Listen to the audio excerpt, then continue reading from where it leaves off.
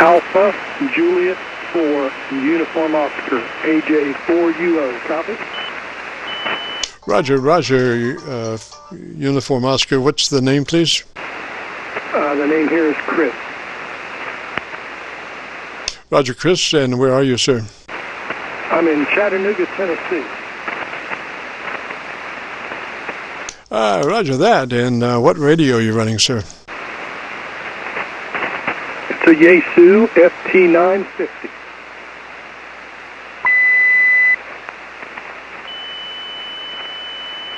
FT-950, is that a Roger? Roger that. Okay, Chris, gosh, you're taking my head off here. My local antenna, you're about 15 over. I'm not sure how long that will continue, but for right now, man, you're blowing my doors off, Roger. Oh, well, thank you. I just redid my A4S antenna and got everything all back up again, and I'm aiming right at you. Roger that. Now, let's see, what antenna is that? Is that a dipole? No, sir, that's a 4-element, and it has the 40-meter kit with it. Roger that. Well, I went around my SDRs there trying to find a better path, so I wound back up on my local antenna, and you're kind of in and out, but when you're in, boy, you're in for sure, Roger. Well, I don't have the amplifier operating right now, so it's just 100 watts. Roger. Now, why don't you have your amplifier operating right now? Because I just redid everything in the shack, and I'm going to have a friend of mine come over before I crank this thing up and start running it. I'm just a little bit... I've only been a ham 10 years. I got my ham license the day, 2 days after my 64th birthday. I'm now 74. So I'm a little unsure about a lot of things. Roger. Well, you know, the thing about an amplifier and your unsurety about it is a good reason for you to start at about 10 or 15 watts in the tune-up process, so your drive level is very low, and you can, work up from there as opposed to, full tilt for first-time tuning. Roger? Roger that. I understand. It's an SB220. It's not quite as old as I am, but it's 25, 30 years old anyway. Yes, sir, Chris. Well, I hate to tell you, but sir, that SB220 it will maybe outlast you another 20 years. I hope so. I paid a pretty penny for it down in Huntsville at the Hamfest down there about 5 years ago. Roger, man, you're gonna be killer when you run a kilowatt on your site there. If you're running 100 watts now. What's really funny is when I originally put this tower up 9 years ago, I didn't know a whole lot, and I got all my traffic stuff, and years is using a tuner with the beam. You're not supposed to use a tuner with the beam. So now it's like I've got a brand new everything. It's amazing. Roger that. Now, just a little review of your radio there. On our tune-up procedure, we suggest that you engage, what we're looking for is a 3 dB dynamic range as far as a transmit audio, and normal speech is 10 dB. So we have to do a little fattening there to make it 3 dB, and we start with that compressor engaged, but only at a 3. A token amount that you'll never hear on the air, but it does its thing as far as starting to build towards that 3 dB dynamic range. Roger? I follow that. The only thing is I don't really know how to get to the compressor. I guess I need to go to the menu. All right, let me give you some notes real quick because we're about out of time, and I'll give you some notes and you can find things and set it up that way. First thing is to engage your compressor at a 3. Turn your compressor on and adjust it for a 3. Once you get that, move to your ALC. As you speak naturally into your microphone, adjust your ALC to where it's running mid-scale to 2/3 by way of adjusting your mic gain control. So you're speaking naturally into your microphone and adjusting your mic gain until your ALC is running mid-scale to 2/3. Roger? Roger that. Compression to 3 and ALC to 2/3. Now that's the ALC knob is actually on the radio, so I won't have to do that with the menu. So you can go into your ALC now? Yeah, I have. Yes. Okay. Do you know where your mic gain control is? I do. Yes. All right. So just key your mic, speak naturally, and tell me about something I don't know for 10 or 15 seconds, and adjust your mic gain until your ALC is reading mid-scale to 2/3. Yes, sir. I'm turning the mic gain down now. That's it. That's about decent. Well, it pops up to full, but I can turn it down again. I'll turn it down just a little bit more. Okay, that's pretty good. Yeah, so what you want to do is speak naturally, and don't try to speak to make the meter where you want it to go. Just speak naturally and let your mic gain adjustment to put the meter where it needs to be. Roger, you just speak naturally, Roger. Roger, that's hard to do, but I will do that. I'll try to turn it down. Okay, I've got it definitely mid-scale. Yeah, it looks good. It looks to be about 3 dB. So that, and maybe later on we can work on your EQ.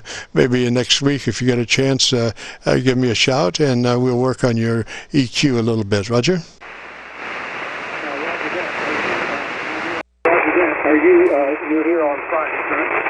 Yes, sir. We are each Friday between 3:30 and 5 Eastern. And hopefully, all things being equal and the creeks don't rise, we'll be here next Friday. Roger? We'll be here next Friday. Roger? Thank you for your help so far. Yes, sir, Chris. Okay, let me say 3 screen. If you want to hear what your audio sounds like at the moment, if you go to YouTube and do a call letter search for Kilo Charlie 9 Victor Kilo Victor, that will take you to our Qso-Vlog page. We're running about 1,250 some odd recorded Qsos at the moment, but you'll be looking for one specifically entitled My Group AIRCHECK 8/14/20. Those numbers represent today's date. My Group AIRCHECK 8/14/20. Roger? My group AIRCHECK 8148. Roger. Now, and you need to be sure and stay on your microphone. Don't look around, look off, or whatever. You have to be constantly on your microphone on the on-axis position. That means straight into your microphone. Roger. Roger. It's difficult to write and do all that. I am about 4 inches from the microphone, but when I look around or whatever, Roger. And another thing is, if you get a chance, put a windscreen on your microphone. So what I do is I've got this windscreen that I can be right up on the mic, so there is no ambiguity about positioning to the mic. I'm right on it all the time, and I can only do that because of the windscreen. The windscreen makes close proximity miking possible. Without it, there would be so much lip noise and mouth noise that folks QRM themselves sometimes without a windscreen. Roger? Roger that. I understand. Let me ask you a question. I talk locally with a group, and I turn my wattage down to about 10 watts.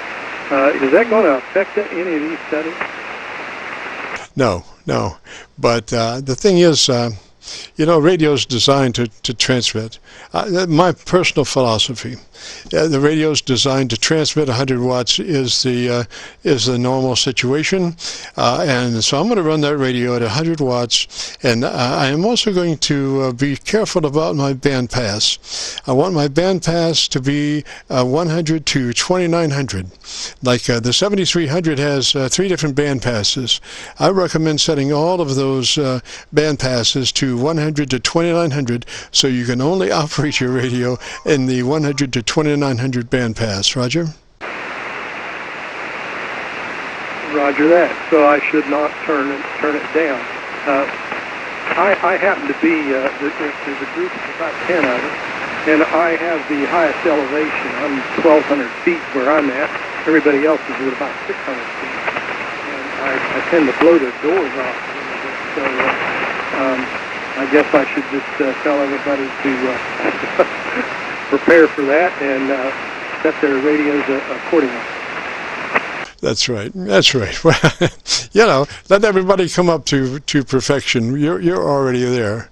I mean, the 3 dB dynamic range is a good range to be broadcasting. Commercial radio runs maybe 2 dB dynamic range, a dB and a half, but they have some very sophisticated equipment that allows them to broadcast in that much fullness, whereas with us hams, we have rudimentary equipment that if we use judiciously, we can get a very good signal, but we have to be careful that we set it up in just a certain way. That's why I suggest, and we went through a whole litany of how to get to a 3 dB dynamic range in a non-generic setup procedure, and I think we found it with a 3 dB compression ratio and or a number 3 compression ratio setup, and then move to that ALC and adjust the ALC for mid-scale to 2/3. And between those two, usually we can come up with a 3 dB transmission dynamic range. Roger? Roger. Oh, wow. This is better than YouTube. I live on YouTube. I just, it doesn't matter what I want to do. There's always, no matter what I want to do, there's always somebody else that's done it first. Roger that. Well, let me get out of here. We are past, we're 10 minutes past being a pumpkin. I keep forgetting what we turn into at 5 o'clock, but we turned into a pumpkin. So I've been 10 minutes of pumpkin. I got to get out of here. So I'll say threes to you, Chris. If you get a chance, check your audio out on YouTube. And then if you could also get a chance to join us next Friday between 3:30 and 5. Roger? Thank you, sir. I appreciate it. I will look to you next Friday. This is Alpha, Julius 4, Uniform Officer 73. Thank you. Roger, Roger. And I would keep my ALC meter displayed for a couple of days, and just try to keep that meter moving mid-scale to 2/3 on the ALC. It takes a little practice, but again, you want to speak naturally, and when you do that, and just look up from time to time and verify that you are mid-scale to 2/3, and over a period of time, you will build a consensus of opinion as to when that adjustment is correct. So we'll say threes for now. You have a great weekend. Roger? Thank you. This is AJ4UO. Roger, Roger. And with that, this is KC9VKV. We've enjoyed the afternoon, and hopefully you will join us, if you can, next Friday from 3:30 till 5, where we record live and then post it up on YouTube so folks can come by and check out what their audio sounds like before and after some of our setups. And so we'll see you next Friday. And right now we'll be returning this frequency to normal amateur use. This is KC9VKV clear.